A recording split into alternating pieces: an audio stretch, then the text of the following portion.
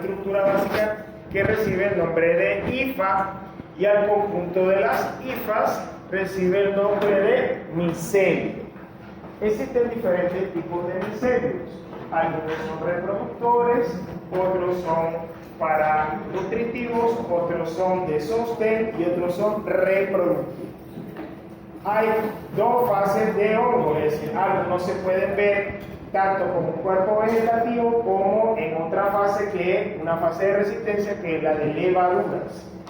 Nosotros vamos a ver aquí en este principio, en esta primera parte, una de las principales levaduras o hongos que vamos a conseguir en la cavidad bucal, porque es muy característico la forma de estas placas en forma blanca en la parte superior, en la parte del palatino o en la lengua, la formación también de una pseudomembrana blanquecina. Cuando tomamos muestras de ello, nos podemos conseguir también estas formas que son muy características, que son las formas de levadura, son circulares y bastante grandes. Este es un ejemplo de una levadura de Candida albicans, a las cuales son sensibles a la tinción de Gram, y al hacerle la tinción de Gram se ven como si fuesen Gram positivas, mas no son bacterias. Ojo con aquello. La Cándida no es bacteria, pero al hacerle la tinción de Gram se puede ver como si fuese una bacteria Gram positiva. ¿Por qué? Porque se tiñe de un color, un fucsia así oscuro, muy cercano al violeta más oscuro. Ahora, ¿qué vamos a conseguir? Bueno, los hongos del género Cándida producen infecciones en humanos. Hay diferentes especies, pero la principal que nosotros estudiamos es Candida albicans. Son patógenos oportunistas. ¿Por qué? Porque siempre están presentes en la cavidad oral. Son los que expresan los signos de la enfermedad cuando la persona puede tener alguna baja en su sistema inmunitario, tiene mala nutrición o algún elemento que pueda hacer que ese hongo se exacerbe, crezca y produzca todos los efectos en la cavidad. Son ubicuos, eso quiere decir que lo podemos conseguir en cualquier lugar, no solamente en la boca, sino que una persona puede transportarlo a través de un fomite, es decir, a través de algún elemento que puede ser el vaso, los cubiertos, los cuchillos, etcétera, porque ahí pueden quedar restos del microorganismo. Estos son agentes frecuentes, productores de enfermedades que producen los hongos, conocidas como micosis, y hay diferentes géneros que pueden estar generando efectos en el hombre y los animales. ¿Dónde los vamos a conseguir? Bueno, los vamos a conseguir en la piel, en las uñas, en el cabello, en los genitales, en diversos órganos. ¿Qué necesita un hongo para poder crecer? Un hongo necesita para crecer un lugar donde haya alta humedad, donde la humedad esté por encima del 40%.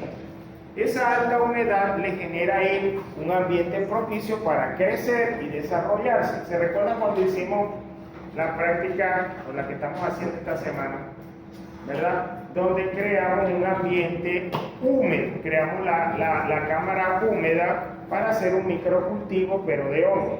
¿Qué hicimos? Tomamos una placa de Petri, colocamos en el medio un papel, lo humedecimos. Los que hicieron la práctica el lunes, bien. Los que la van a hacer el jueves, estamos adelantando un poquito, pero igual esto toca lo que es la parte de hongo.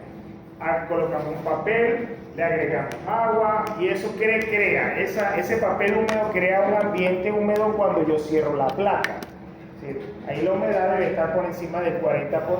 Coloco unos soportes, encima del soporte pongo una lámina portaobjeto, un cubo de agar. Ese cubo de agar es una medio de cultivo que sirve solo para crecer hongo. Puede ser cualquier medio, puede ser sabudó, puede ser malta, puede ser PDA, puede ser incluso hasta agar nutritivo si le agrego antibiótico, porque así haría medio selectivo solo para agua. Entonces, ¿qué voy a hacer allí? Inoculo a los hongos y por encima le coloqué una lámina portaobjeto y cierro la placa. Posterior a de 3 a 5 días yo voy a ver y debe haber crecido hongo, y que lo único que voy a hacer es retirar en la parte superior la lámina cubre objeto, ponerlo en otra lámina porta objeto, colocarle una gota y observar, que es lo que nos falta hacer en la última parte. Entonces, así es que nosotros observamos a los hongos. Igual, si viniese una muestra de un paciente en la cavidad oral, que usted toma una muestra, ¿cómo tomaría yo esa muestra? Si es de la parte superior del paladar, o si es de la boca a nivel de la lengua, lo hago con un hisopo. Ese hisopo lo debo colocar en un medio de cultivo que sea un gel. De hecho, venden unas pajuelas 3M o hay de diferentes marcas, y que uno compra la pajuela, abre la pajuela, saca, y eso viene un hisopo. El hisopo viene en principio seco, y tomo la muestra, y una vez que tomo la muestra hay otra parte del hisopo en el que uno la introduce y hay un gel, que es un medio de transporte. ¿Para qué? Para que mi muestra no se me deseque, y yo lo puedo enviar al laboratorio para pedir que me evalúen qué tipo de microorganismo es. Ya uno presume que es un hongo. Uno dice, posiblemente cuando te envíen la orden, considero que posiblemente pueda ser alguna infección por cándida, entonces quiere evaluar si realmente es cándida álbica o es alguna otra cosa. Entonces se envía eso al laboratorio y evaluamos. Ahora, ¿en qué otros lugares nosotros podemos conseguir la presencia de cándida? Lo podemos conseguir a nivel de los genitales, sobre todo allí en esos espacios vamos a conseguir cándida, tanto en lo femenino como en lo masculino. Ahí vamos a conseguir cándida. Más en lo femenino que en lo masculino, porque forma incluso parte de la flora interna. Ahora, este es un hongo que es dimórfico. ¿Por qué es dimórfico? Porque puede tener las dos formas que existen, es decir, puede ser tanto una levadura, que es la forma de resistencia, como también puede estar formando una pseudomembrana, una pseudohifa, es como un elemento parenquimatoso, es decir, como casi una estructura celular formada por diferentes células. Entonces sería una pseudomembrana. Son patógenos oportunistas, pueden afectar a los humanos y a los animales, y en algunos casos incluso puede ser vectorizado a través de insectos como la mosca. Es decir, la mosca puede convertirse en un vector, es decir, un agente que esté contaminado, que puede ser un fomite. Un fomite es algo, puede ser, es un elemento exterior, puede ser una piedra, puede ser una cuchara, un tenedor o algo que en algún momento tuvo contacto con una cavidad donde hay presencia de esos hongos. El hongo llega, la mosca llega, se posa sobre el fomite y posteriormente se llenan las patas del microorganismo, y el microorganismo, entonces esta mosca se traslada a otro lugar y toca otro espacio, y así va trasladando a las levaduras que llevan las patas. Se puede hacer en algunos casos el tratamiento con los antibióticos, no afecta a este tipo de microorganismos porque es un hongo. Entonces se deben utilizar agentes antifúngicos para poder eliminar a este tipo de microorganismos. Aquí tenemos un ejemplo de cómo veíamos nosotros la levadura con una microscopía un poco más avanzada, una microscopía con una técnica de campo claro y otra con técnica de campo oscuro. Pero realmente aquí lo que estamos viendo son las formas. Esta es una pseudomembrana formada por un conjunto de levadura. Recuerden que la levadura sola, suelta, nosotros la podemos clasificar, pero ya cuando está una al lado de la otra, podríamos hablar de que aquí podría estar formando una pseudomembrana.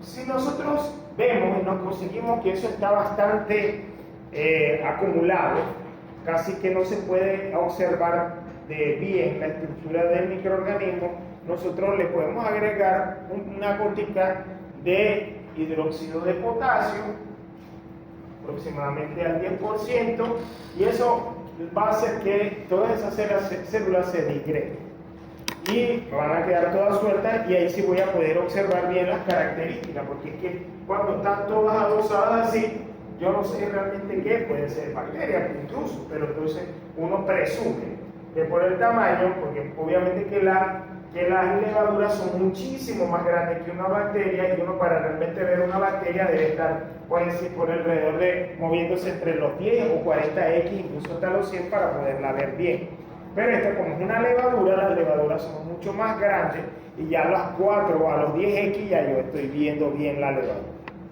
Entonces, es una forma ya de clasificar, o sea, de descartar. Pues, si yo lo estoy viendo bien entre los 4 y los 10x, posiblemente se ve bien redondo y grande y con una membrana bien definida en el exterior.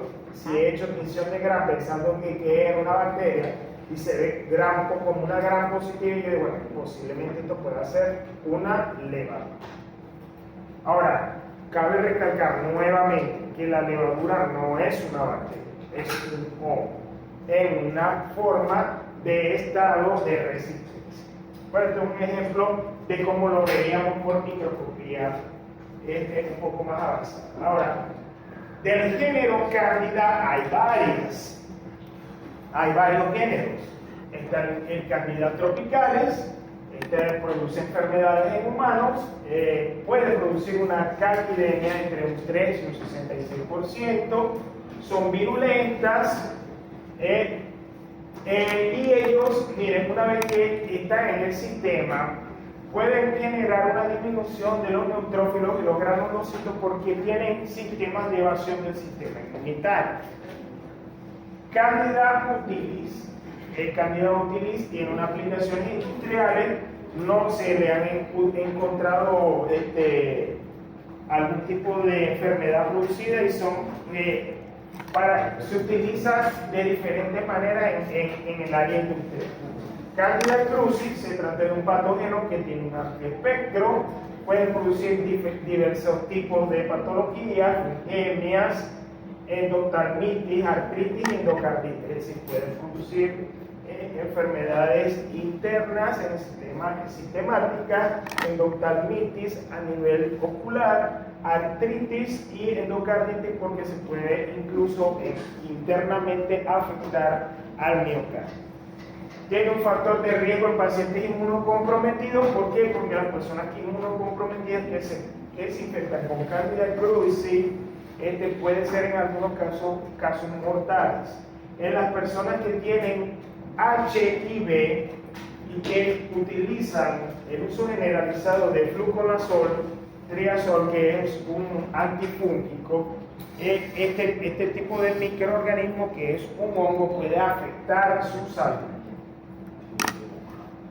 Pero un caso de HIV es una persona que tiene, que ha sido identificado con el virus del SIDA, o sea, no necesariamente tiene que tener SIDA en ese momento, tiene el virus de la inmunodeficiencia humana, pero que ellos están depletados, es decir, no tienen un sistema inmunitario fuerte, y en muchos de ellos entonces empiezan a tener infecciones por hongo de diversas maneras. Entonces, por lo general, ellos utilizan antifúngicos fuertemente, pero el uso constante de ese tipo de antimicótico, entonces puede generar más bien un ambiente de inmunosupresión que permita que Candida cruzi se desarrolle en este tipo de pacientes.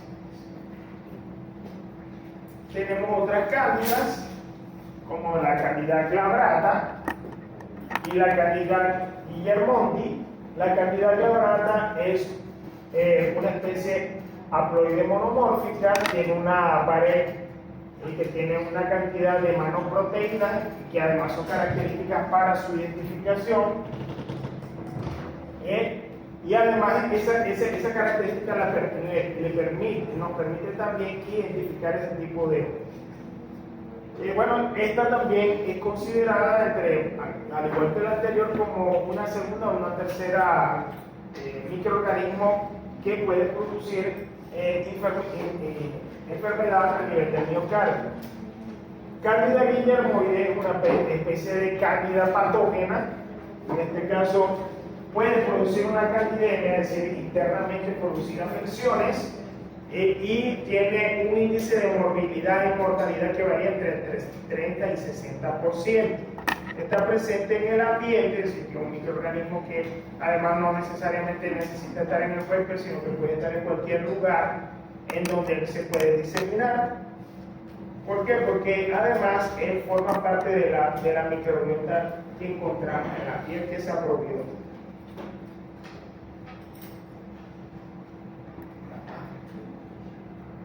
Entonces, aquí, ¿cuáles especies del género Cándida son consideradas como patógenas? Y aquí entonces aquí tenemos los porcentajes. La principal, que es la que nosotros estamos evaluando, Cándida albicans a nivel de la cavidad oral. Las otras tienen unos porcentajes menores y las otras no son consideradas del todo desde el punto de vista de nuestra visión, pues, porque estamos buscando son hongos que afecten a la cavidad. Causas y fuentes de la infección por cándida. Hay diferentes fuentes, algunas son por vías endógenas, pero también hay personas que tienen predisposición a la micosis. Es decir, hay personas que normalmente le aparece pityriasis versicolor, le aparece candidiasis onicomicosis a nivel de las uñas, normal. O sea, son personas que uno la ve y siempre están utilizando un antimicótico, pero ¿por qué? Algunos tienen predisposición genética a ser susceptibles a los hongos. Y entonces, por eso son personas que posiblemente estemos viendo que normalmente tengan una micosis. También, en los ambientes donde nos encontremos pueden ser predisponentes a la aparición de micosis. Por ejemplo, los ácidos, los nosocomios, son lugares donde hay personas que tienen, por ejemplo, un ácido. Hay puras personas que de alta edad, que tienen un sistema inmunitario un poco más bajo que de alguien que está activo, pero que además hay predisposición para la aparición de enfermedad, porque todos están en un espacio cerrado, se vuelven una comunidad y las infecciones que tenga uno se las va a terminar transmitiendo a todos los demás, porque se convierte en una comunidad cerrada, y en una comunidad cerrada uno se transfiere las infecciones. De hecho, en algunos casos, los cursos se convierten también en comunidades cerradas, porque, por ejemplo, para dar un ejemplo, les da a Norbis una gripe y no se pone el tapabocas y viene tosiendo por acá, ¿verdad? Y ustedes al final son una comunidad cerrada, comparten casi todos los días un espacio de diferentes formas. Entonces, claro, lo que lo afecte puede estar afectando a los demás. Bueno, desde el punto de vista de los hongos, en un asilo también ocurre de la misma manera. Es decir, las personas que están allí están pasándose esos hongos de un lugar a otro. Ahora, el uso de corticoides y esteroides también, el uso de corticoides y esteroides también puede predisponer la aparición de micosis, ¿sí? De esteroides, incluso de los aires, el uso de demasiado, porque está muy de moda ahí, y entonces siempre andan haciéndose los puff con los esteroides. Eso baja el sistema inmunitario, que ustedes no lo ven. El uso de demasiados esteroides también altera el metabolismo, y la alteración del metabolismo también lleva a la disminución del sistema inmunitario, y eso puede hacer que alguien que es un patógeno oportunista como Cándida ataque. Las personas que son inmunocompetentes, bien sea porque es un niño burbuja o por estrés, alto, el estrés alto en la vida disminuye también el sistema inmunitario y también con las personas que han adquirido su inmunocompetencia como los HIV también pueden estar siendo afectados por cáncer. Mire, el tratamiento muy prolongado con el uso de antibióticos disminuye también de la misma manera al sistema inmunitario. De hecho, cuando uno utiliza el antibiótico por mucho tiempo, ¿qué hace? Prácticamente usted está poniendo a dormir su sistema inmunitario. ¿Por qué? Porque el sistema inmunitario, ¿cuál es la función principal del sistema inmunitario? Es conseguir un agente extraño y atacarlo de todas las formas y maneras. Es decir, llega una bacteria, la ozonizo, le llevo las células, los granulocitos, los neutrófilos, todos los elementos se desgranulen e intente destruirlos. Pero ¿qué pasa? Si usted está tomando antibióticos, entonces que está inhibiendo, porque llega primero el antibiótico y destroza las bacterias, o un antimicótico por un largo tiempo también, intentando destruir todos los hongos. Entonces el sistema inmunitario queda como estático. Y al no estar activo todo el tiempo, entonces también eso hace que el sistema inmunitario quede, como decir, en un hilo no activo. Y su cuerpo queda así también, pero si eso lo hace usted por mucho tiempo, si usted está tomando antibióticos y antibióticos, el sistema inmunitario no está activo. Por lo tanto, entonces patógenos oportunistas pueden desarrollarse. Las personas que tienen diabetes también son propensas a la aparición de micosis. Las personas que utilizan cualquier tipo de agente, como por ejemplo los de drogadicción, eso disminuye el sistema inmunitario. Los que tienen radioterapia, quimioterapia, también eso disminuye el sistema inmunitario y son propensos a la aparición de micosis. Y aquellos que utilizan drogas inmunosupresoras, por ejemplo, aquellos que, de hecho, uno utiliza drogas inmunosupresoras para las personas que van a ser trasplantadas, para evitar un mayor rechazo de ese órgano que va a ser colocado nuevamente. Pero esas personas deben ser muy cuidadosas en los ambientes donde se van a desarrollar, no deben estar saliendo mucho en ese proceso de utilizar esas drogas inmunosupresoras. Las personas que han tenido quemaduras extensas también pueden estar propensas a la aparición de hongos. En niños y en ancianos, ¿por qué? Porque el sistema inmunitario aquí está un poco más bajo y puede estar afectando, entonces pueden ser objeto de candidiasis en personas embarazadas, porque ya sabemos que las chicas en ese estado de gravidez cambian hormonalmente y esos cambios hormonales pueden estar afectando también el sistema inmunitario y hacerlas propensas a la aparición de micosis. Medicamentos que producen hiposalivación, las personas que se hacen restauración o movilización dentaria también es importante considerar la higiene. Ahora, miren, si en algún momento dado usted considera que a un paciente usted le tiene que poner un antifúngico por la posible aparición de cándida, ¿sí?, algunas placas blanquecinas en la parte palatina o la aparición de una pseudomembrana a nivel de la lengua, usted debe tener a ese paciente usted tiene que hacer un seguimiento. ¿Por qué? Porque una vez que usted le coloca el antifúngico, un fluconazol o triofluconazol, que es un antimicótico, usted debe verificar cuánto tiempo se lo va a colocar, porque a veces las personas consideran que ellos deben estar, o sea, hay personas que dicen, no, yo lo que me puso el doctor y me pongo más.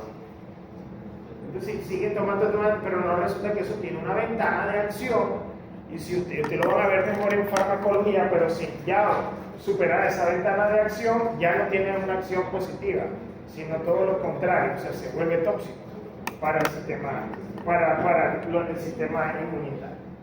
Bueno, en algunos casos hay personas con HIV donde tienen se ven todas las condiciones de la candidiosis invasiva, porque no tienen un sistema inmunitario desarrollado. En las personas que utilizan catéteres, en las personas que tienen neutropenia, Esos son casos en los que nosotros podemos ver la candidiosis y esa puede ser la.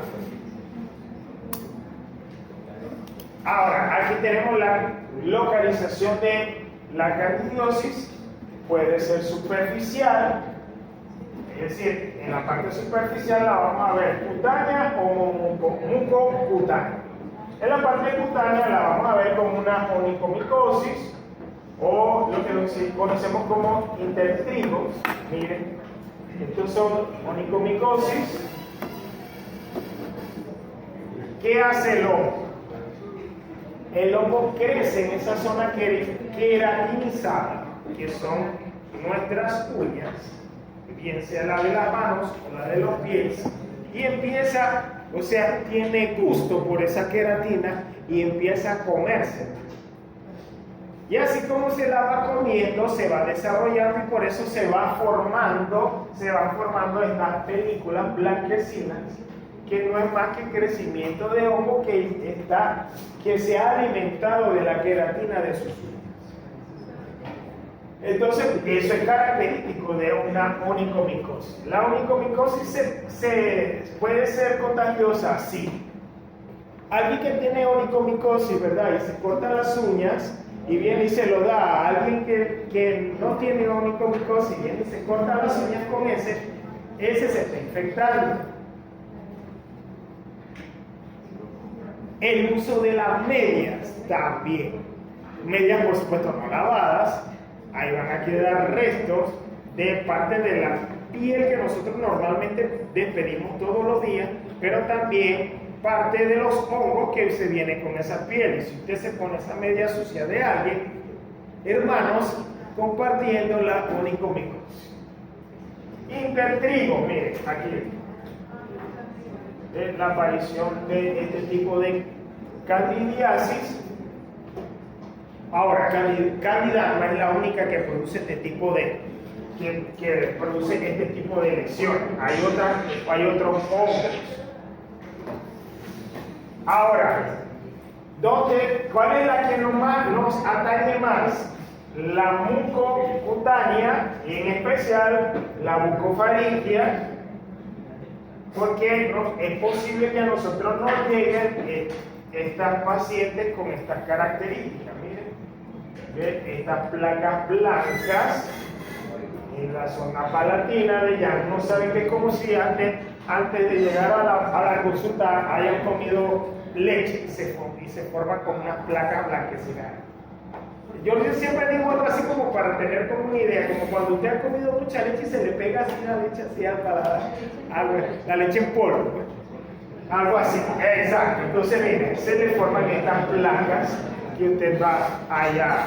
Usted puede también en la zona peribucal o en la lengua, ahí usted va a conseguir también allí la presencia de esas placas blancas. En los genitales también Cándida va a estar presente, en algunos casos como flora normal, pero solamente se expresaría en caso de que nosotros tengamos un sistema inmunitario bajo. Bueno, desde el punto de vista sistémico, una vez que ha entrado en sangre, puede dirigirse a diferentes partes del cuerpo. Es decir, ya estamos hablando de una candidiasis sistémica y pasaría, entonces podría ir a cualquier otro órgano. Se puede estar en el pulmón, en el aparato genital, en el aparato gastroenterológico, en la gastrointestinal, puede llegar en algunos casos a la meninge y ser fatal a nivel del miocardio o producir una septicemia, que es uno de los casos más fuertes.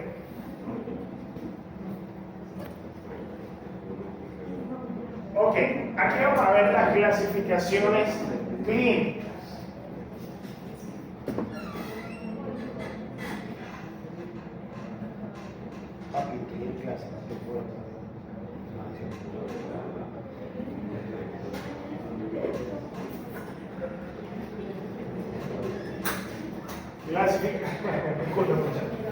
De las candidiosis orales nosotros vamos a conseguir, entonces, miren, esto va para el examen. Póngale la forma. Escriba lo que se va.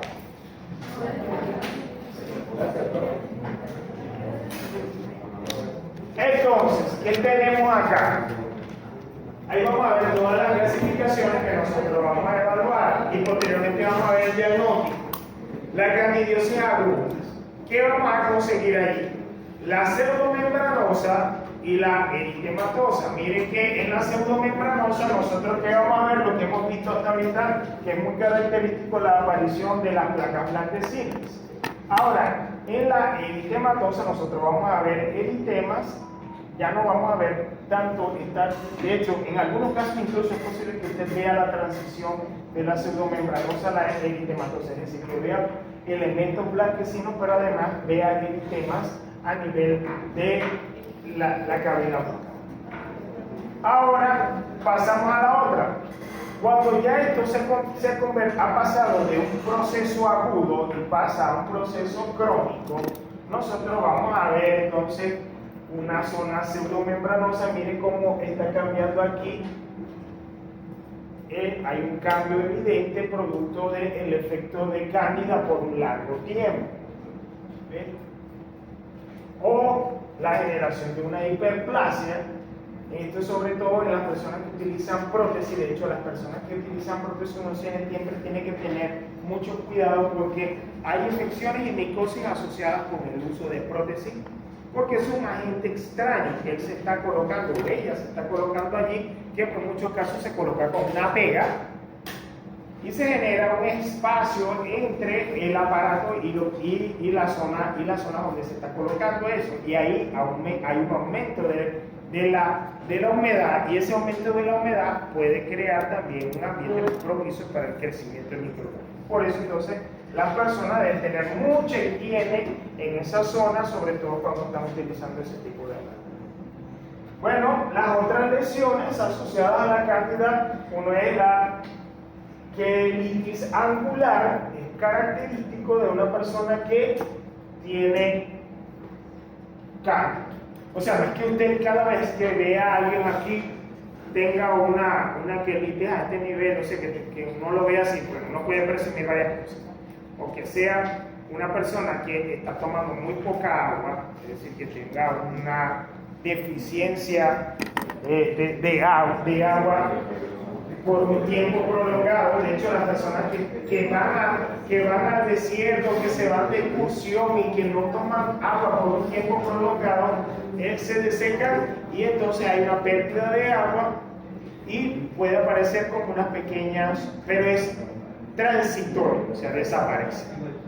Las personas que tienen herpes labial es característico de la aparición de una quelitis angular que no se quita y que se van a ver como pápulas llenas de líquido. Esas son las características de esa.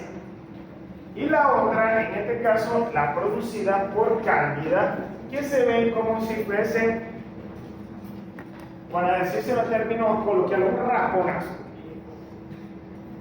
Como si tuviese así, se ve una lesión de color rojo, rosado, como si, de hecho, en algunos casos también usted tiene que darse cuenta que algunos pacientes pueden venir con eso, pero fue también por una mala praxis con el uso también de la aparatología, porque allá también se puede producir eso. Entonces uno tiene que tener mucho cuidado cuando observa este tipo de lesión.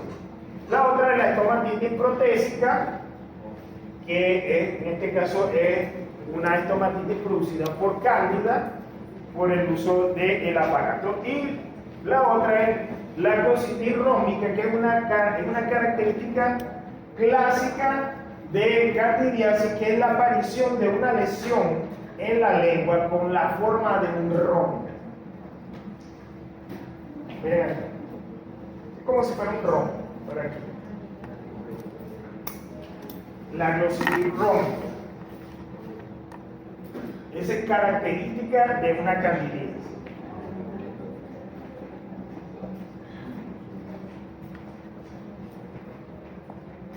¿Cómo entonces identificamos nosotros a una persona que ha tenido cándida? Bueno, ¿qué hacemos? La persona, nosotros observamos que tiene alguna lesión en la boca o en una zona peribucal.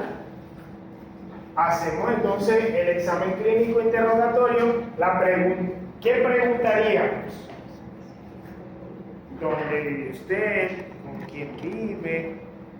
¿De qué zona es? Las personas que van a aparecer con mayor cantidad de candidiasis en la boca, ¿qué sugieren ustedes que son personas que llevan recursos, mal alimentadas o personas que pueden estar, que son susceptibles? Usted tendría que preguntar, ¿viene presentando algún tipo de infección bacteriana? ¿Ha utilizado por algún largo tiempo antibióticos? ¿Utiliza micóticos? Sí, doctora, mire, sí, yo vengo tomando bastantes antibióticos. De hecho, yo utilizo también antimicóticos. Y si dice que está utilizando antimicóticos y aparece cándida, donde dice que hay algo raro. Porque entonces es una persona que es susceptible. Entonces, si usted sospecha la candidiosis, entonces toma la muestra de la lesión a nivel de la lengua o a nivel de la parte palatina, donde usted considera que hay la presencia de esos microorganismos. Y entonces, ¿qué puede hacer? Usted puede hacer un raspado, o puede hacer un hisopado, o tomar una biopsia. Por lo general, uno no toma biopsia. O sea, es como un caso muy excepcional. Porque tomar una biopsia incluye no solo traer parte de la pseudomembrana, sino también romper un poco para traer. Entonces eso puede ser más bien contraproducente. Entonces es preferible o hacer un raspado o hacer un hisopado. Si lo ideal es que usted haga un hisopado, pero a veces los hisopados, si usted no lo toma bien, pierde muestra y cuando llega al laboratorio se deseca y le dice al laboratorio, ahí no hay nada, doctor, eso no tiene nada. Entonces, por eso hay que verificar bien. Para que usted esté seguro, si usted viene y toma el hisopo, toma de la muestra, viene y hace el extendido y pide que a la observación, o usted mismo, si tiene la posibilidad, observa, le hace tinción de Gram y si le hace la tinción de Gram, ¿qué va a conseguir? Al colorear con Gram o con piensa, preferiblemente con Gram, ¿qué es lo que se va a conseguir usted? Unas estructuras redondeadas de color violeta bien fuerte. Entonces usted dice, no, eso seguramente puede ser una levadura, eso puede ser. También usted puede utilizar un caldo que se llama el caldo BHI, es como un caldo de medio para que no se me dañe la muestra, y posteriormente colocarlo en un medio. Este es un medio de diseminación que es agar miel o el cromoagar. De hecho, ahorita vamos a ver que hay un medio que permite identificar todas las cándidas y agregar algunas pruebas bioquímicas o otro tipo de pruebas para poder identificar. En el caso del raspado, si usted usted puede utilizar alguna de las herramientas para raspar, guardar la muestra y lo colocamos en un tubo que tenga solución fisiológica. Es un tubo que tenga una solución al 0. ¿Cuánto es una solución fisiológica, muchachos? Hicimos práctica en bioquímica, una solución fisiológica. ¿Cómo se prepara una solución fisiológica, muchachos? Lo vimos en práctica de bioquímica. Lo vimos, estoy seguro porque yo la di. Ajá, cloruro de sodio. ¿Cuánto? ¿Al cuánto? Al 9%.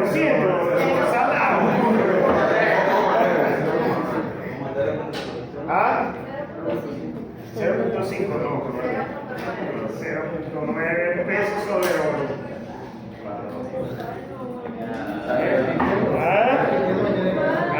La verdad que solución fisiológica. Bueno, podemos hacer un examen al fresco o pedir que nos hagan un cultivo para identificar si realmente es cáncer. Bueno, nosotros, además de eso, miren, este es el que se llama el cromoagar. Ese es el agar que más es utilizado para identificar realmente si es o no cándida y qué cándida es. Porque dependiendo de la coloración, yo puedo saber. Por ejemplo, miren, aquí me dice cándida álbica, la vamos a ver de color verde. Cándida tropicales, la vamos a ver de color azul. Cándida cruce, la vamos a ver entre rosa y rugosa. Y las demás cándidas tienen otros colores cremas, amarillos. Pero la que nos interesa es la de color verde. Esa es cándida álbica en agar chrome. Eso aparece.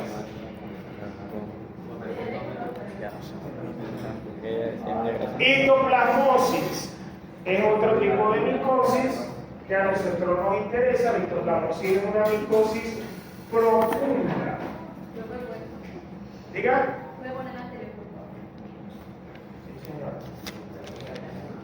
Es una micosis profunda de origen exógeno. Eso quiere decir que mi factor de riesgo está afuera,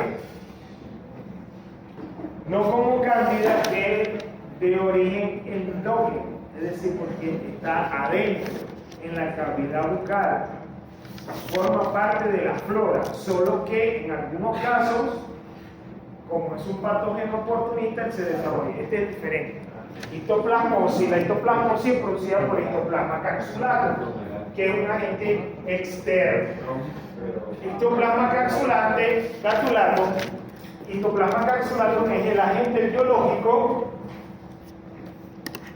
es dimórfico, y entonces en este caso se producen unas estructuras que son las que permiten identificar que son los cleitotecios y permiten identificarlo a través de ellos. Del histoplasma hay diferentes clados, hay 8 subespecies, 2 para Norteamérica, 2 para Latinoamérica, 1 para Australia, 1 para África. ¿Por qué? El microorganismo ha variado en las diferentes zonas donde se ha desarrollado, pero sí o sea, todas siguen siendo histoplasma capsulatum, solo que tienen variaciones en el lugar donde está, por eso se han creado subespecies diferentes. Es decir, todas son histoplasma capsulatum, pero hay una variante de subespecie del lugar de donde se ha obtenido, porque la genética de ellos puede variar. Bueno, ¿dónde lo vamos a conseguir? Por lo general nosotros lo vamos a conseguir. ¿Dónde conseguimos los hongos? Eso es claro. En un ambiente donde hay humedad. Los ambientes húmedos, donde hay más del 40% de humedad. Histoplasma capsulatum lo vamos a conseguir en lugares donde, en las cuencas fluviales y sobre todo en las cuevas de murciélagos, en las granjas donde hay gallinas, en los edificios antiguos o en algunas demoliciones. Característico de un paciente con histoplasmosis, que usted cuando le hace, por eso es que es importante hacer la parte de las preguntas. ¿Usted cree que no? Usted está atendiendo a su paciente. ¿Y usted dónde vive? No, yo vengo de allá de la zona rural de tal. Ah, ya pensé que y por allá hay. ¿Cómo es eso por allá? No, yo vivo cerca de una caverna donde hay murciélagos. Histoplasmosis no está pensando. O sea, dice, no, yo tengo una granja y yo cuido gallinas. Histoplasmosis. No, yo soy obrero y trabajo en demolición. Posiblemente histoplasmosis. Usted tiene que pensar en eso. No, yo trabajo bueno, eso es muy raro. Yo soy arqueólogo. Posiblemente. Bueno, es muy raro que usted sea un arqueólogo, pero por si acaso algún día se acordará bien. Las personas que trabajan en el campo y que colocan un suplemento en el suelo que se llama nitrofosca. La nitrofosca tiene bastante nitrógeno y fósforo y es un elemento muy bueno para que se desarrollen los hongos en el suelo. Ectoplasma capsulado se puede desarrollar en un suelo donde haya gran contenido de nitrógeno.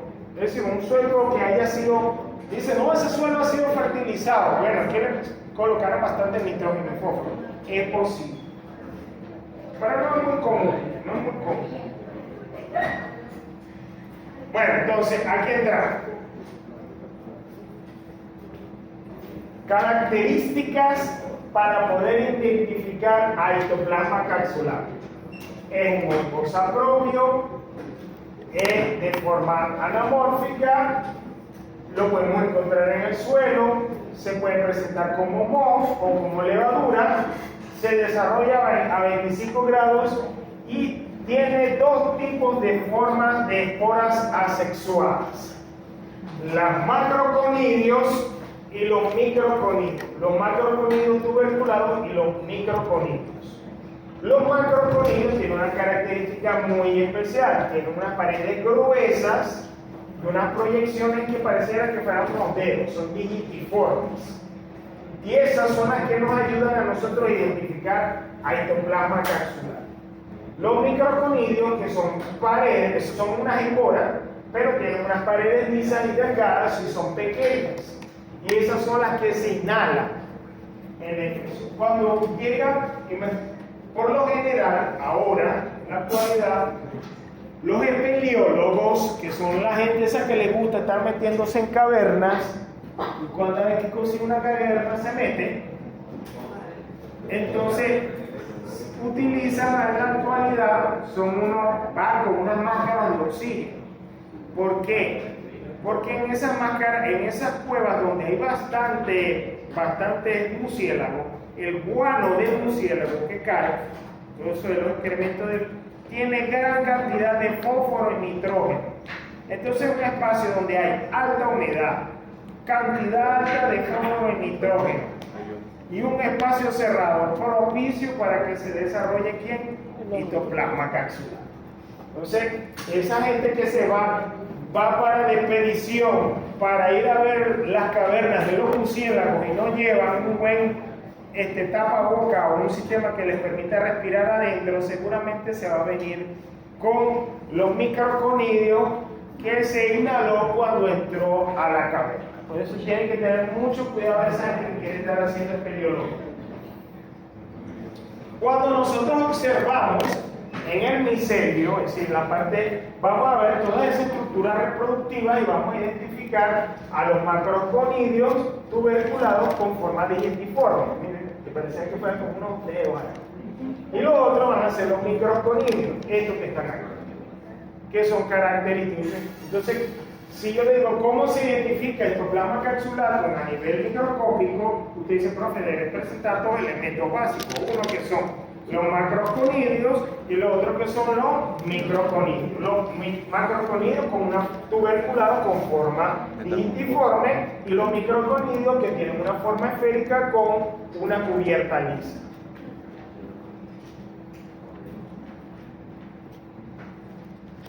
Aquí tenemos un ejemplo, ¿ves? A temperatura ambiente este hongo presenta entonces hifas tabicadas. Se recuerdan los diferentes tipos de hifas, ¿verdad? Hay dos tipos de hifas, las hifas que son cenocíticas, que no tienen septos o tabiques, y las hifas que son tabicadas, es decir, son septadas.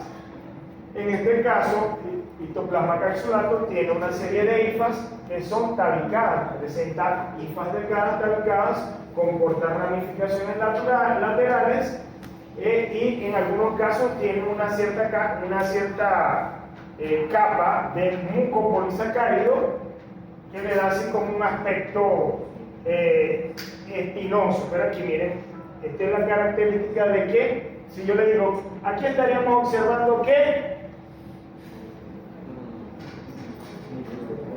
macroconidios.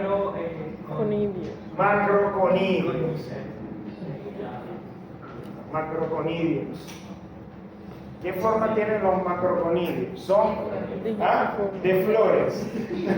No, digitiformes.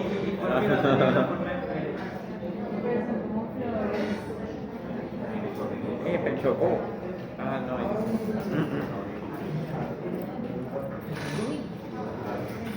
En este espacio tienes que destacar. Voy a esperar que no. Tienes que estudiar.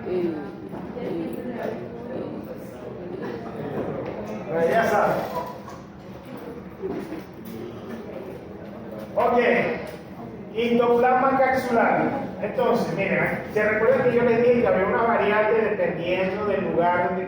bueno, este histoplasma capsulatum, una variante capsulatum, y este histoplasma capsulatum con una variante tubois. Ok, ¿dónde conseguimos esta? Conseguimos en Estados Unidos y Latinoamérica. Causa infecciones pulmonares diseminadas, y esta la vamos a conseguir ¿en dónde? En África. Si por muy buena casualidad usted como odontólogo llega a ejercer en Europa, ¿verdad? Y usted estando allá le llega un negrito de África tosiendo demasiado, o que por muy buena casualidad usted llegue a ser jefe de sanidad aquí en Colombia. De hecho yo me reuní con la jefe de aquí del departamento, y era una odontóloga. Iban 2 médicos, un epidemiólogo, y nos fuimos por un trabajo que estamos haciendo aquí con la universidad. Y la jefe era una odontóloga, se le póngase pila, usted puede ser, ya he visto, pues. La jefe de zona era la odontóloga. Entonces, miren, ya ustedes saben, si posiblemente es en Latinoamérica y en Estados Unidos la variante es capsulatum, pero si viene del África, esta es la variante. Tubois. Variante tubois. Como Dubai. Epa, ¿qué digo yo? A la izquierda abajo. Ok, aquí les voy a mostrar ciclo de vida. Importante. ¿Quiénes son los vectores y quién es el hospedador final? El hospedador final, donde ocurre la enfermedad, por muy mala suerte, somos nosotros. Son inhalados los microconidios o partes, incluso de parte de las hifas, que pueden hasta traer también macroconidios, y entra por nuestro sistema respiratorio y llega a los pulmones. En los pulmones empiezan a formarse unos nódulos, porque empiezan a crecer allí el hongo. Entonces, una forma de identificar es a través de radiografías de tórax y la aparición de nódulos, pacientes con nódulos provenientes de una zona rural en la que previamente sabemos que es espeleólogo o vive cerca de alguna caverna donde hay murciélagos, es muy posible que sea un paciente que tiene histoplasmosis.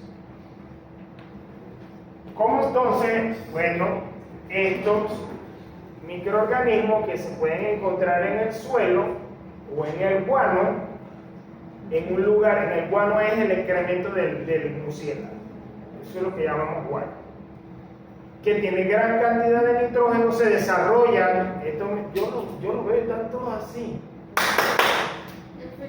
los cuadros así que están intentando ganarle a Morfeo.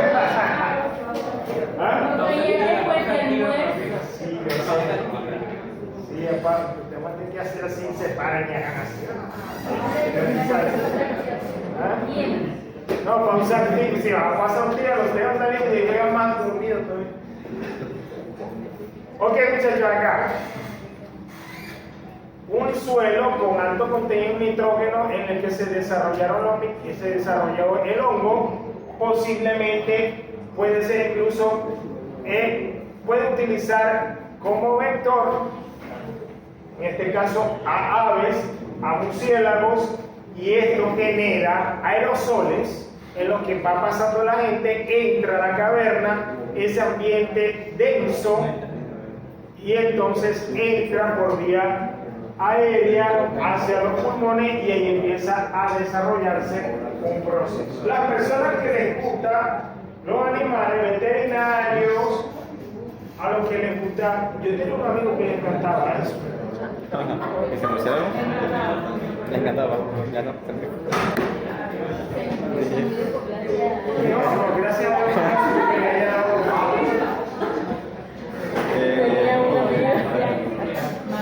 Bueno, muchachos, miren, lo peor de todo esto es que esta enfermedad comienza de forma sintomática.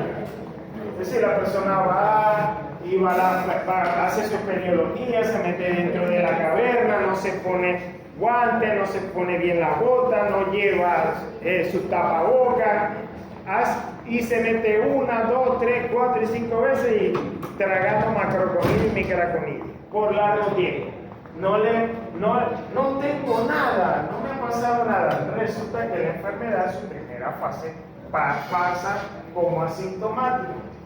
Y entonces, ¿qué pasa? Posteriormente, el hongo empieza a desarrollarse a nivel de los pulmones y empiezan a formarse, ya cuando hay lesiones, ya se ha diseminado por todo el cuerpo, empieza a formarse las lesiones chancreiformes, que son características.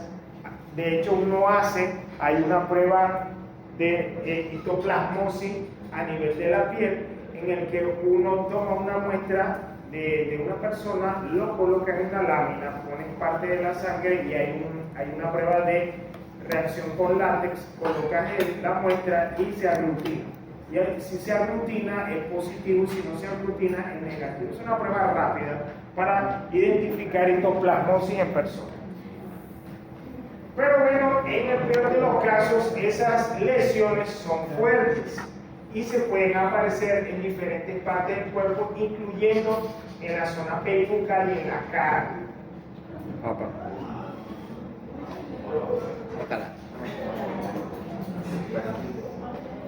¿Ves? Entonces, alguien que ha sido afectado, seguramente alguien de una zona rural, que vivía cerca de esos lugares y que ha sido afectado por una diseminación de histoplasmas capsulados en el cuerpo. Y se forman entonces todas esas lesiones. Claro, si a mí me llega un paciente así, ¿verdad? A una consulta, uno que puede presumir. Bien, lo ideal es que ustedes que en algún momento vayan a ser jefes de salud pública, llega un paciente así y llegan horrorizados los médicos. Y los doctores, miren, oye, un paciente así. Entonces, ¿qué es lo primero que usted debe pedir para un paciente parecido? Hay que hacerle el análisis. Bueno, hágale toda la clínica, pero para identificar si no hay síntomas, pero también hay que hacerle un análisis de sangre, porque si le llega, si usted no tiene idea de nada, lo primero que tiene que preguntar, ¿de dónde viene? ¿Del sector rural o viene de la ciudad? Si usted le dice, no, viene de la parte rural, ya usted empieza a pensar en enfermedades que pueden estar asociadas. Bueno, ¿de dónde vive usted? No, aquí hay alguna zona donde haya, cerca de aquí que haya, bueno, no sé, para la sierra. Alguien de la sierra, pero allá hay cavernas de murciélagos. De la sierra. ¿Ah? Ahí hay de todo. Ahí hay de todo. Lugares donde haya cadena, viene de una zona rural, vive en esa zona, normalmente uno dice, bueno, uno puede presumir.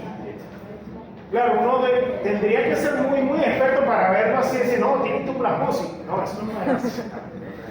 Uno primero llega, ve los síntomas y posteriormente a un análisis, si desde el punto de vista de la bacteria no me aparece nada, o dice, pero cuando le haga el análisis de sangre seguramente va a tener los eosinófilos bajos y las plaquetas altas y los linfocitos altos. Entonces, bueno, si usted le hace examen de IgE y la tiene alta, puede ser parásito.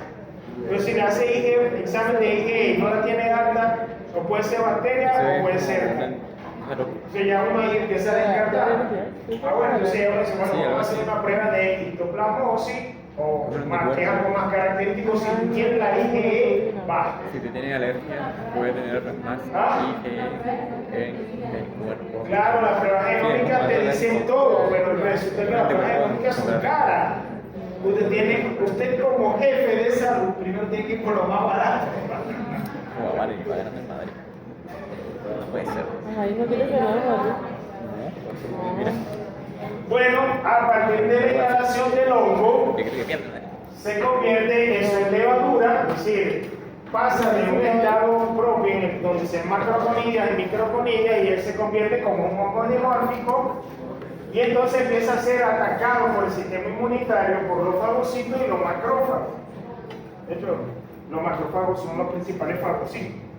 Intentarán destruir a la levadura, pero la levadura tiene mecanismos de acción. Entonces, en el interior de los tejidos, histoplasma capsulato aparece como una levadura oval en gemación o en el interior de los macrófagos. Algunos de ellos incluso van a poder ser fagocitados, pero no les va a pasar nada, tienen un sistema de mecanismo de evasión. Porque dentro de los macrófagos ellos empiezan a producir una serie de sustancias alcalinas, bicarbonato, que terminan alterando el pH de esa célula que es el sistema inmunitario y entonces, ¿qué pasa? Termina todo lo contrario, termina destruyendo al macrófago y queda libre. Pero ¿qué pasa? El macrófago cuando lo fagocita empieza a movilizarse por el sistema inmunitario, por todo el cuerpo y empieza a diseminarlo prácticamente. Y entonces nosotros podemos conseguir al hongo en otros órganos. Entonces los microorganismos se extienden ampliamente por todo el cuerpo, especialmente en el hígado y en el vaso. Y la mayoría de las infecciones comienzan siempre de forma sintomática. Y entonces a este nivel empiezan a producir granulomas. Unen a la piel y empiezan a formar granulomas y empiezan a crecer sobre el tejido. En el peor de los casos, llega por vía aérea y llegan a los pulmones y empiezan a formarse nódulos en los pulmones que al hacer la placa radiográfica nosotros vamos a ver gran cantidad de nódulos. Bueno, el sistema inmunitario trata de destruir este tipo de microorganismos, pero ellos tienen una resistencia fuerte. Uno de los elementos para poder identificar desde el punto de vista bioquímico, es decir, como está diciendo Forero, bueno, profe, le hacemos también se le puede hacer bioquímica porque hay una prueba para histoplasmosis que se basa en la estructura de su pared exterior, que esto es alfa-1,3-glucano. ¿Se acuerdan cuando vimos bioquímica? Recuerdo de la cara de Doria, ¿dónde está Doria? Se fue. Que no entendían cuando veíamos la estructura de los carbohidratos, que se unían de forma 1,3 con un enlace alfa o un enlace beta. ¿Se recuerdan los enlaces alfa? Estaban por arriba, los enlaces beta por atrás. 1,3 significa que se enlaza entre el carbono 1 y el carbono 3 y hace una estructura larga de glucano. Eso es característico de este tipo de hongo y en una forma convencional. Bueno, aquí está la parte importante. Miren, cuando nosotros hacemos la radiografía al paciente, vamos a conseguir estas zonas acá. Esto debería ser totalmente libre, pero aquí empiezan a formarse todos esos nódulos característicos del paciente con la histoplasmosis.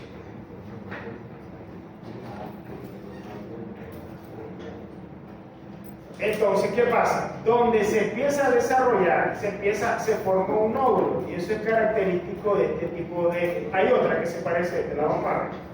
Pero entonces, una persona con nódulos, con lesiones a nivel de la piel, como la vemos ahorita, Se volvió el hierro.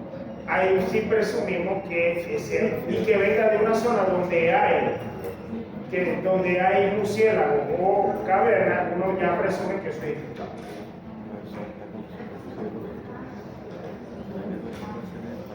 Bueno, al igual que la tuberculosis, pueden presentarse linfagitis, adenitis, alguna forma cavitaria, progresiva, crónicas, pero ya esos son como unos niveles. Yo estaba hablando de Dory ahorita y se desapareció.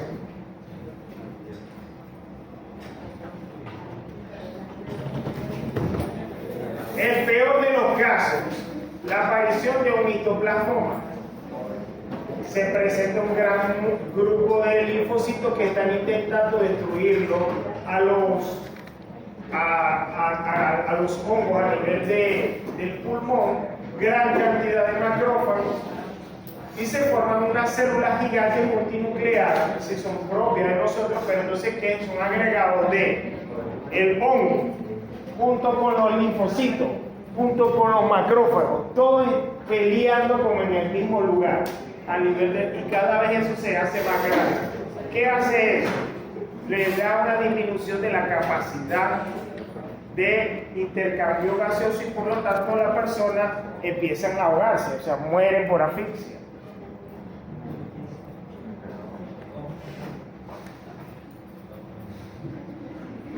Bueno, manifestaciones clínicas. Periodo de incubación varía entre 5 a 20 días. Ya sabemos que en un inicio se ve de forma sintomática. No a todas las personas llega un mitoplasmoma, todo depende de la condición. Algunas pueden incluso curarse en el transcurso de la infección. Algunos se pueden incluso curar o pretender una curación de forma, entre paréntesis, natural,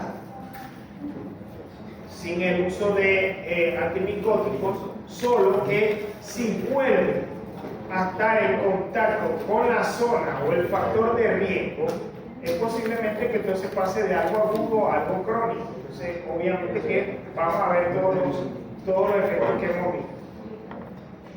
Ahora, una vez que ya nosotros hemos visto la aparición de una histoplasmosis pulmonar diseminada, ya eso quiere decir que la persona ha tenido una gran exposición pulmonar. Entonces,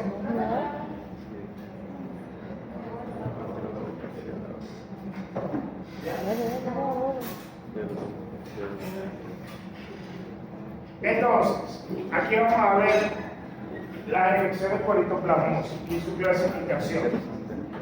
Leve, es decir, solo presenta malestar general. En la placa del tórax solo se observan algunas pequeñas lesiones. No hay mayor problema, es una persona que evoluciona bien. La fase moderada, entonces encontramos infiltrado pulmonar, más allá de los nódulos puede presentarse una cierta nitrosis a nivel pulmonar. Hay pérdida de peso, una persona que vamos a ver con fiebre, con ataque general. Ahora ustedes se recuerdan que esta es una característica de histoplasmosis y de tuberculosis. Las personas que ya pasan de un nivel moderado a uno grave, incluso pueden toser y generar un esputo en el cual vengan sangre, incluso hasta parte de los nódulos. El esputo es lo que usted bota cuando tose. Sí, pero viene con sangre. No parece. Y otro día. En el caso grave, vamos a tener fiebre intensa, un cuadro pulmonar fuerte, una persona que casi ya no puede ni respirar, tiene insuficiencia ventilatoria y al hacerle los rayos X, unas lesiones grandes, nódulos grandes o nódulos diseminados por diferentes partes del pulmón, una persona que ha perdido la capacidad pulmonar. Histoplas. Cápsulas. ¿Lo comes? Ya vemos que hemos visto bastantes cosas de histoplasmosis, ¿no? Eso va. Ya va perdiendo el ritmo. Ok, miren, entonces, en la fase primaria de histoplasmosis puede haber una reinfección. ¿Por qué puede haber reinfecciones? Porque usted vaya al mismo lugar donde se infectó la primera vez, porque vive en el lugar o porque sea asiduo de ir a las cavernas y porque no utilizó los elementos que tenía que utilizar si es espeleólogo, si le gusta estar dentro de las cavernas.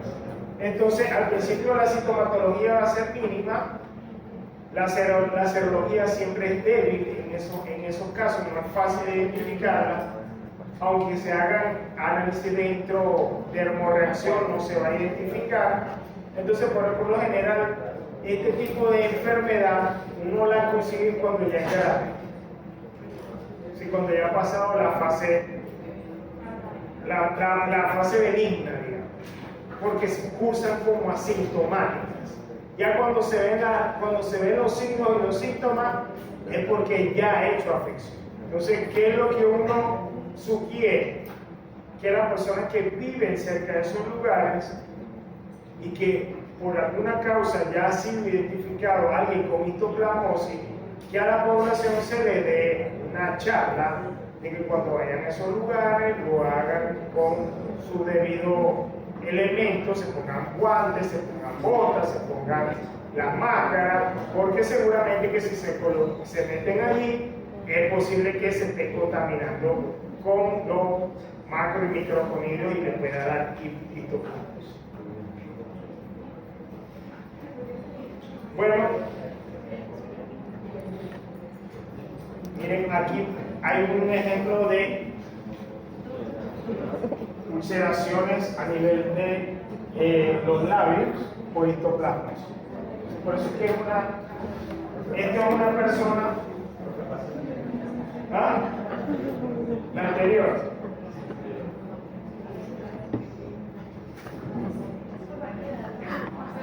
Ejemplo, miren. Una pequeña minoría de los individuos infectados pueden tener, estas son histoplasmosis súper raras porque debe ser de alguien que tenía VIH y vive cerca del lugar y se metió. Se recuerda que alguien tiene VIH es una persona que tiene el sistema inmunitario deprimido, pero en las personas que la histoplasmosis en una persona que tiene SIDA es aún más severa. ¿Sí? Ahí vamos a ver todos los elementos porque tiene un déficit en la respuesta inmunitaria. Y mire, entonces aquí de hecho las personas que tienen VIH, a mí no me gusta decir esto, pero prácticamente se vuelven como un laboratorio para ver todos los síntomas y signos de alguien, de cómo se expresa el total de una enfermedad. O sea, prácticamente, porque es que como no tiene, claro, ya en esta época ya eso ni se ve, porque el sistema, porque las personas, usted puede ver a alguien con VIH que lo tiene al lado y no ni sabe, porque está tomando constantemente retrovirales y llega un momento en que su carga viral es cero, es casi, y tienen una vida normal. Eso digamos que era en mi época, que sería todas esas cosas donde ya no existían los retrovirales, no estaba masificado, no había ONG que prácticamente regalaban esos elementos, pero en esa época sí, o sea, vemos personas que el que tiene SIDA no se muere de SIDA, se muere de otra enfermedad. Y la histoplasmosis podría ser una causa de mortalidad para una persona que tenía SIDA. O sea, cuando estamos hablando de SIDA es que ya se observan todos los elementos del síndrome de inmunodeficiencia activa. Bueno, diagnóstico. ¿Cómo se hace el diagnóstico? Básicamente lo hacemos de forma radiológica, observando la presencia de los nódulos, ¿verdad? Podemos hacer también un examen sobre el esputo, un estudio histopatológico de las biopsias, de las lesiones, o a nivel cutáneo. Se puede hacer una introdermoreacción, que es el diagnóstico inmunológico. Podemos hacer también tinciones con hematocilina y la reacción de Bright para identificar entonces la presencia de los macro y los microconidios.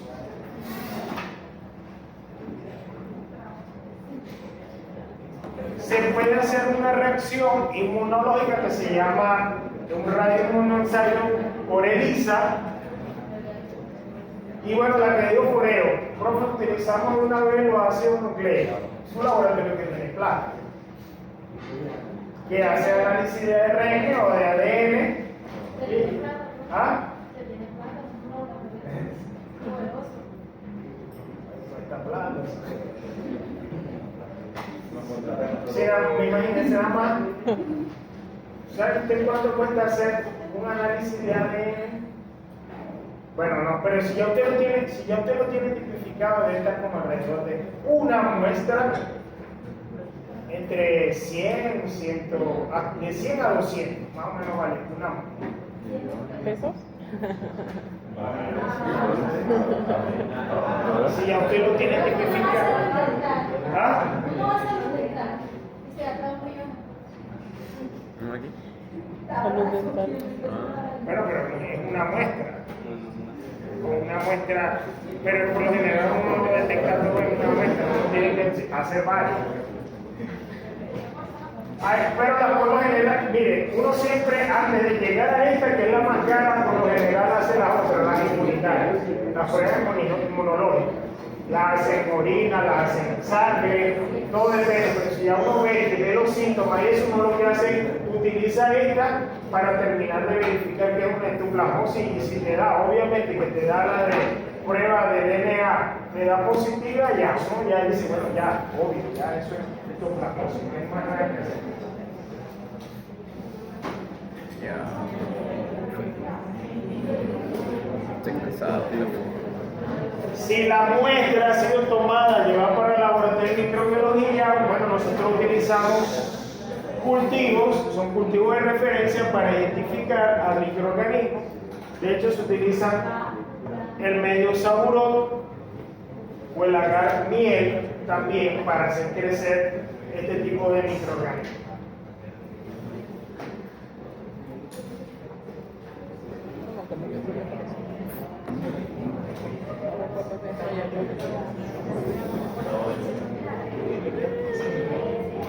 Ya. Bueno, yo he ido lento porque tenemos todavía la clase que viene. Estoy cansado. ¿Ah? ¿Ah, sí? No mismo que vamos a hacer.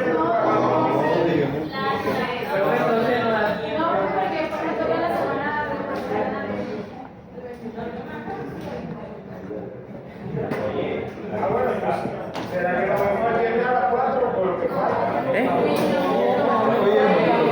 No. Ah, entonces me acelero. Sí. Por eso. ¿Me lo metan en el paquete? Por lo que Ya solo quedan 10 minutos, profe. no vamos a eliminar el tema. Ese tema va a llegar.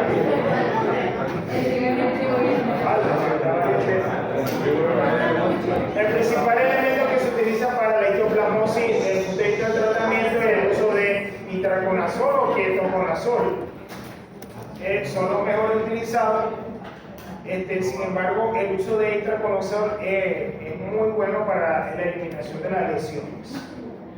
Cuando nosotros hacemos las observaciones, si tomamos de un paciente en una zona donde hay una úlcera, al observarlo en el microscopio nosotros vamos a ver esa forma donde vamos básicamente a buscar la presencia de las levaduras, porque esa es la forma en la que la conseguimos a ese nivel, y si hacemos cultivos posiblemente vamos a identificar entonces la macroconidia y la microconidia. Y ahora pasamos a la paracoxidomicosis. La paracoxidomicosis es producida entonces por su agente.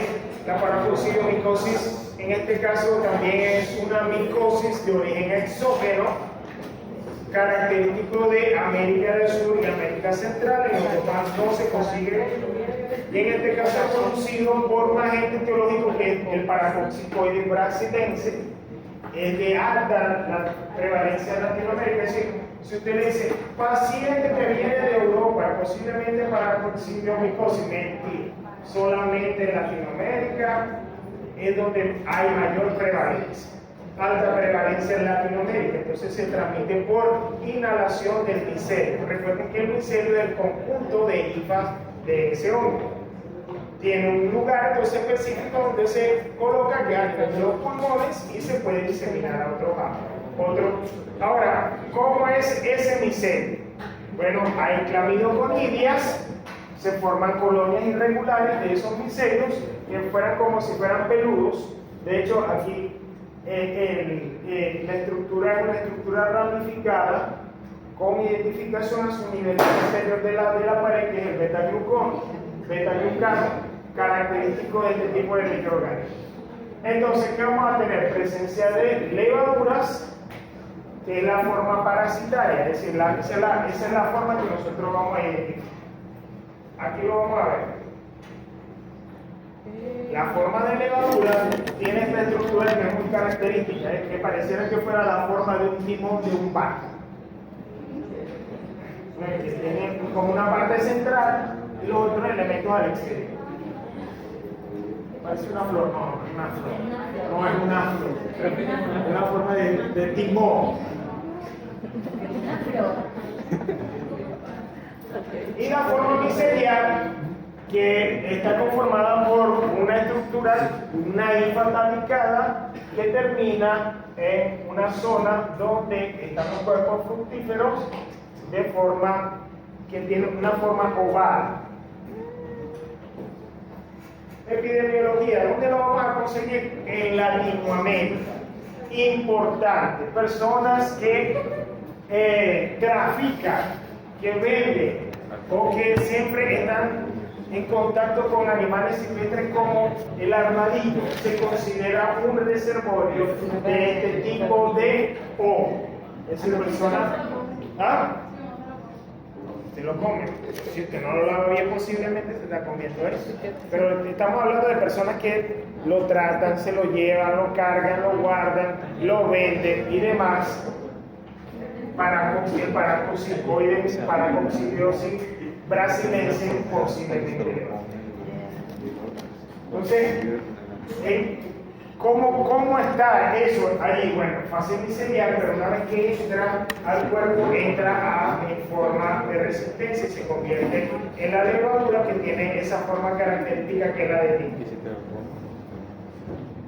No se transmite de persona a persona, así que se necesita que tenga una entrada para poder generarse. Entonces, ¿qué tenemos?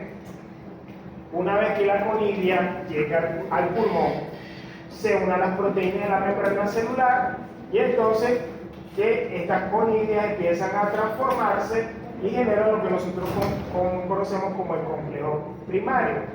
Entonces adoptan la forma de levadura, se dejan de ser un micelio, que es la forma vegetativa, y entran a una forma de resistencia convirtiéndose en la levadura. Luego, ellos pueden migrar por acción de los macrófagos, porque los macrófagos intentan destruirlo, pero además lo arropan, y entonces ellos terminan generando una estructura que es conocida como granuloma, por la gran cantidad de fagocitos intentando destruirlo y ellos evadiendo el sistema inmunitario.